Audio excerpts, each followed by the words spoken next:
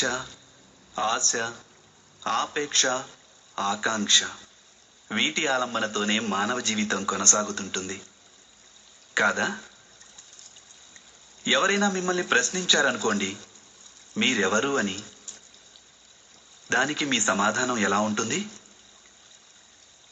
మీరే ఆలోచించండి.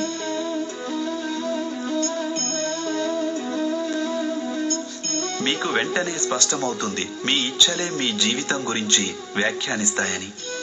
ఆశించింది పొందాక లభించే సఫలత లేదా దానిని కోల్పోయాక మిగిలే విఫలత, ఇదే మీ అస్తిత్వం.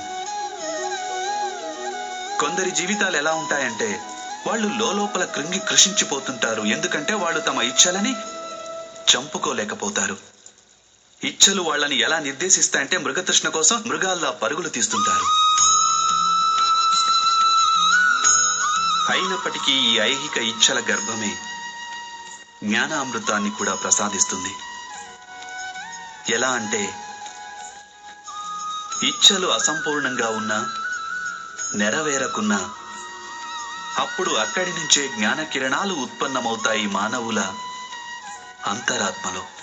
కాదు, ఈ కథలో ఉన్నది కేవలం ఇచ్ఛల నడుమ సంఘర్షణ కాదు, హృదయాల్లోని ఆకాంక్షల వైరుధ్యం ద్వారా ఉత్పన్నమయ్యే భయానక రక్తపాతమూ కాదు.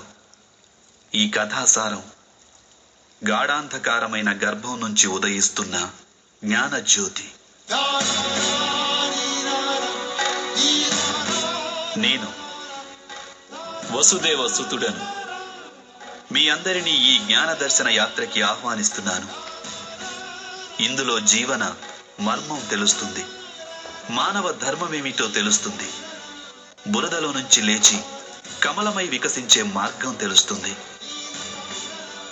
ఇక ఈ యాత్ర పేరు మహాభారతం.